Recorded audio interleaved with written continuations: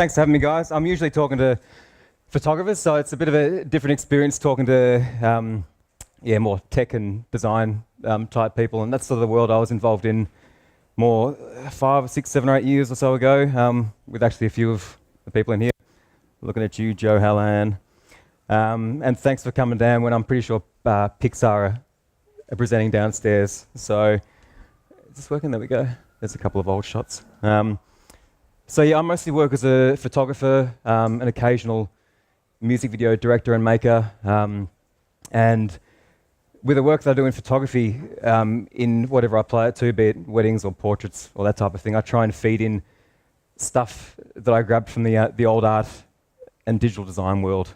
And if you ask anyone with a creative bone in their body where their creative soul would go to die, I think it would be if they went and became a wedding photographer.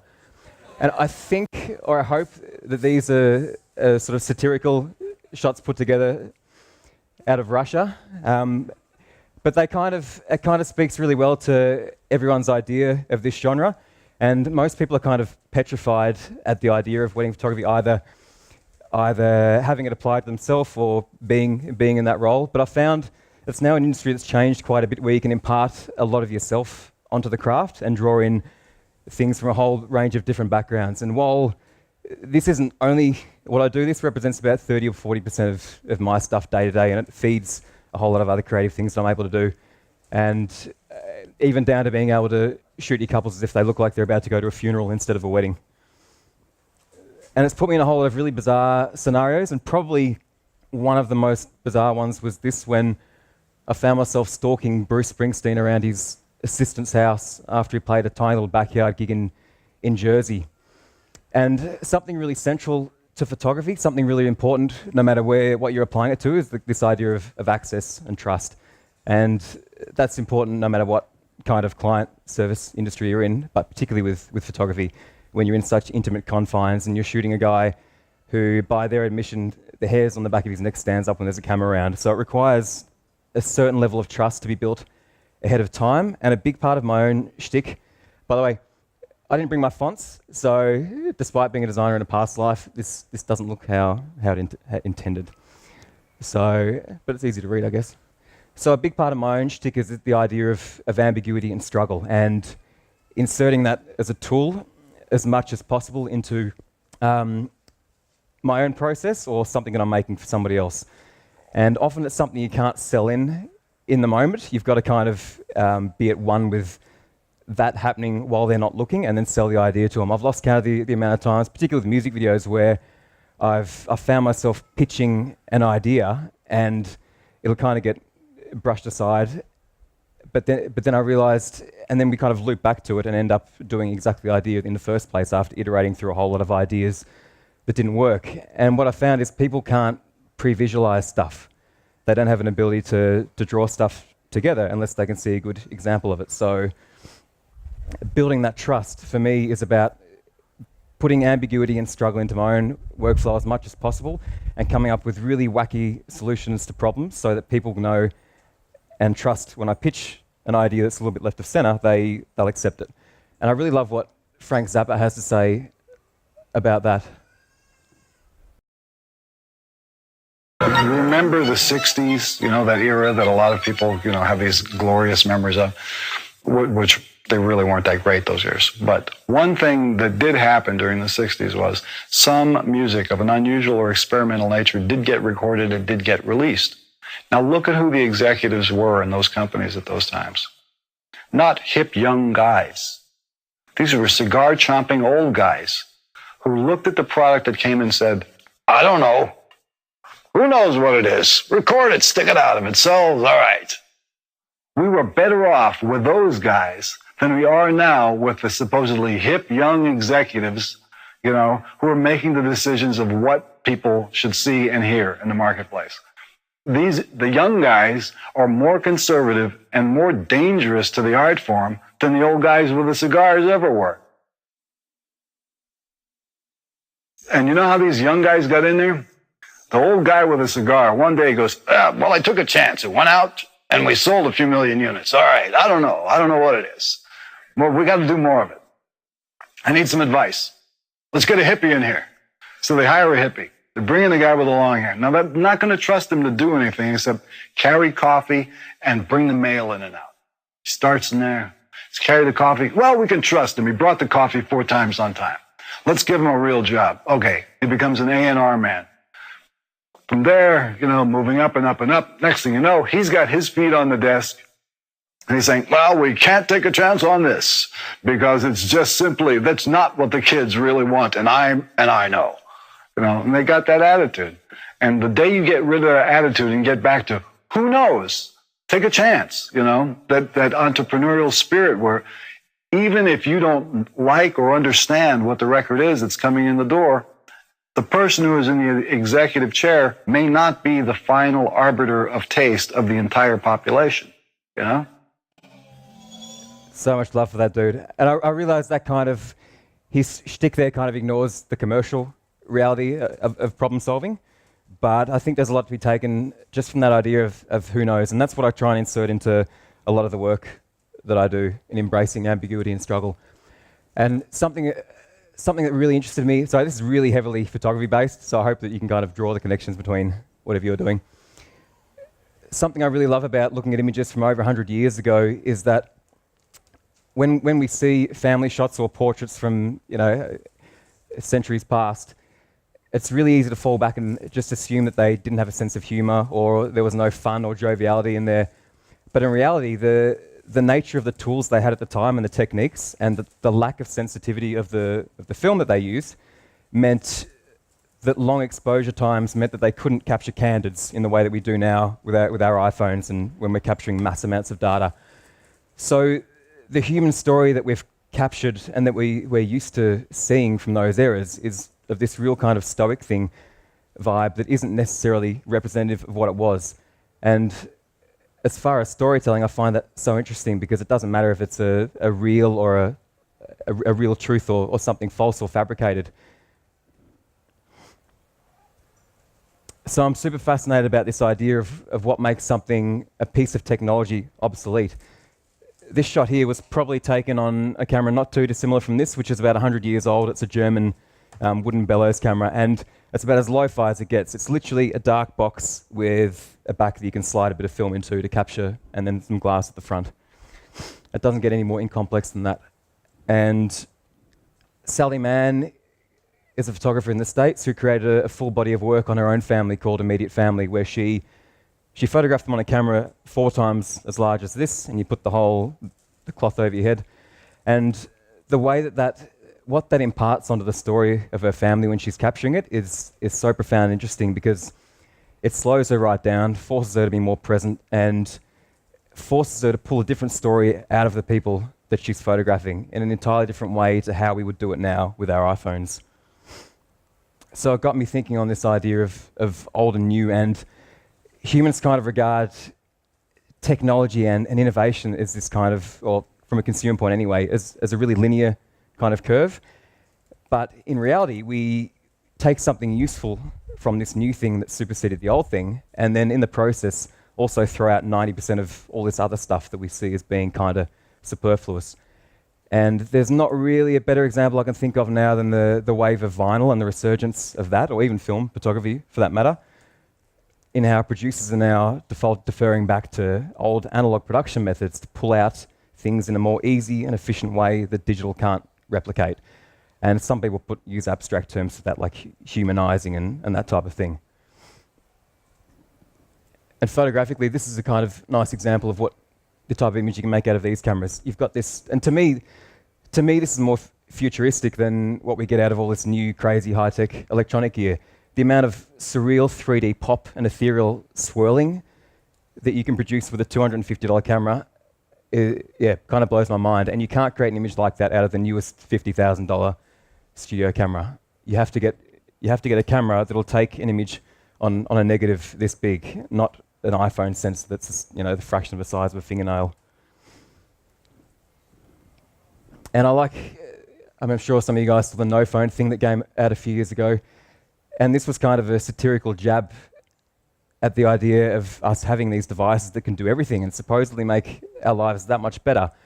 But at the same time, they've got us so wrapped up in using them that they've taken away our ability to be present with the people we're with, the environments we're in, taken away our ability to use our senses to properly process what's in front of us. So the no phone is just a phone that literally does nothing and satisfies that need to just hold something or anything. That's amazing. And it got fully Kickstarter funded and all that type of thing. And in applying that kind of idea to excess to photography, about 7 or 8 years ago, I was in Georgia, which is south of Turkey, for a couple of weeks, and I produced a little body of work over there. This isn't in Georgia, by the way, this is New York. And I had all these cameras hanging off me, these giant tourist telescope lenses, looked like a total wanker, just had gear coming through my teeth, and I thought, this is great, I'm going to be able to make all the perfect body of work that I want.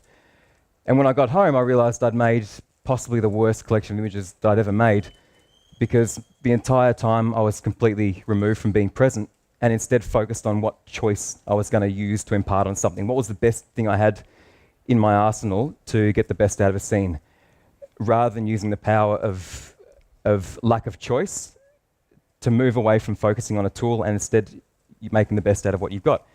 So in 2013, when I went back to New York, I took actually this little nugget of joy. Where is it? This little bad boy here. And this is you can get these for about $200. And they capture images with far more detail, again, than a $5,000 digital camera. They're more interesting to use. But probably the most interesting thing about it is have any of you guys not looked down one of these before? They're totally fascinating. The world looks 3D through these, which to me is so much more futuristic, especially given it's about 50 or 60 years old. But using that camera completely takes away choice of what you can do in the moment. You can't zoom in, you can't zoom out, you can't change the settings terribly much. You can't adapt to different lighting. So if the way you work with that camera is you'll preset it up going, okay, now I can take some shots in full sunlight. But if you turn around and see something incredible in a shed next to you in dim light, you accept that you're not going to be able to capture that, and you just work with what you've got.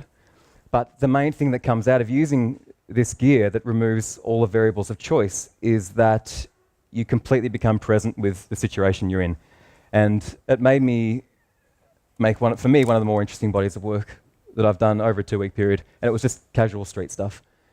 This was shot on film that expired about 50 or 60 years ago, so maybe you can I'll pass this around. It's one of these rolls out of the Kodak factory, expired in 1965, and over 50 years, cosmic rays actually penetrate through and give this like cloudy kind of mottled look to it, something you can't produce in Photoshop or anything like that, but the main tonal qualities are still there, so just pass that around. If you really want to smell 60-year-old package there, feel free to rip it open and have a smell of the mothball glory. And one of the other great things about using this bit of gear is you look like you don't know what the hell you're doing when you're using this, because you're looking down, you're fiddling with knobs, and no one gives two shits about you. And in a time where we're so kind of resistant to being photographed, when it's this kind of jarring thing where we're stealing something from someone, where we're up and we're in their face taking it from them, you can kind of get around unnoticed if you're there just fiddling with what looks like a bad prop from a steampunk movie. And it lets you get in really close. And for shots like this, again, you've got to preset it and you just wait. And it just makes you much more present with the content that you're gathering. Just quickly flick through this.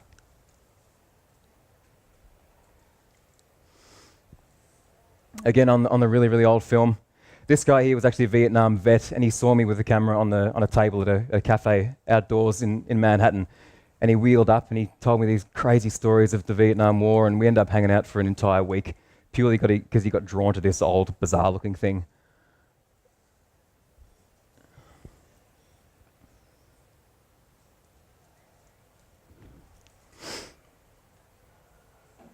And again, that's another image on the old 50-year-old film. But these two cops couldn't care less. They just thought I was some idiot that didn't know what he was doing with a weird toy. But all of this stuff made me appreciate the value of trying tools that I'd never tried in a commercial context, and being more experimental and curious with the production tools that I have. And bodybuilders are kind of good at this, where if they're training, their cute little biceps and doing their bicep curls, what actually has a greater chance of fulfilling that end goal is cross-training. So attacking it with exercises and things that aren't directly or seemingly aren't directly related to that muscle that they're training. And I think graphic designers, I found back in the day, are really, really good at this. And even back when I studied design, designers are innately such curious people. We're fascinated by typography, photography, tonality, all of these abstract things. And photographers, I found, they just get fixated on photography and they just boom straight down that line into a reactive production mode, which is even something I found myself in back in the design days. And there's a real lack of experimentation and exploring stuff at the fringe. And good designers understand that to make the thing in the middle great, you've got to become good at the things around the edge because they all feed into each other. And music's another really great example of that, where, a death metal musician will benefit far more from focusing on jazz scales and classical theory than just listening to guttural death metal all day. And a real common narrative I found in any kind of craft-based industry is this idea that tools are secondary. They're not to come first. Like, you brainstorm the idea, you start from a blank slate. And I've found something really interesting in flipping that process around and then letting the tools inform the idea rather than the other way around. And it's kind of a risky thing because it means embracing ambiguity in a totally different way and accepting that maybe using something wrong for that particular end goal might actually work out well, or it might fail catastrophically. And there's a festival in Melbourne, or there was anyway 10 years ago, called the 1515 Film Festival. And that involved us at 7 a.m. going to the steps of Parliament House, picking up a random object from an envelope, inside an envelope, and bolting back to our studio with our little production crew. And then we had the next 15 hours to create a film of up to 15 minutes in length where that object was at the center of that film. And for us, the object was a peg. So we made a stop motion film about this peg that I can't remember what the hell it did. But I found that really, really interesting how that incited and inspired lateral thinking just through having some kind of anchor at the start, rather than that blank paper slate of, okay, I'm going to make a short film and rely on this idea of protagonist that I had preconceived. So with creativity and this whole thing of goal-based thinking, I've found that kind of poisonous, and because with goals you can kind of either fall short of them or validate them as being a success without, and then at the same time ignoring all the cool stuff in the middle. And for me, that's where the cool stuff happens. You get the idea though. And musicians, again, are really, really great at this. I've got a friend, he's in LA at the moment writing pop songs, and his label throws him over there, and these guys are just masters of this. The literal process for creating pop music within that little world over there is they will throw him into 2 or 3 weeks worth of sessions with a bunch of random producers and musicians that he's never ever met, and they just make stuff. Like grab a wacky instrument you don't play, let's work on a genre that you're completely unfamiliar with, but they just throw them in the mix, and they'll get all these little stars shooting out every now and again, and occasionally one of those ideas will be worth latching onto, but there's no more formalized process to creating pop music within that tier in LA. They just the labels know how it works. They literally just throw them into a session and focus on not this A-B method of production, but exploiting the tangents, because that's where the chickens come out of the eggs or something. And then the end goal becomes that thing in the middle, and there's just this festival of choice. So with photography, the thing I've been interested in is how do I make better tangents? How do I make those things that happen in the middle, if I'm drifting away from goal-based thinking, how do I make those random ideas and connections that get drawn together innately better and stronger every time? And that just means throwing away expectation. Has anyone seen The Revenant? Yeah. So the director of photography for this, Emmanuel Lubezki, his whole shtick goes against what everyone's taught when they're studying film and TV, or one of those kind of base rules that you learn early on, which is don't use a wide-angle lens up close because it distorts stuff at the edges, all of these narratives around why you shouldn't use this tool for this scenario. And his whole shtick is literally using a super wide-angle lens and jamming it up in the actor's face from down low. And because of that, the voice of his own that he's created with the films that he makes, I think he did Birdman and I can't remember many of his other ones, but he's done a lot, is just going, what if I try this tool in a way that other people are scared of using?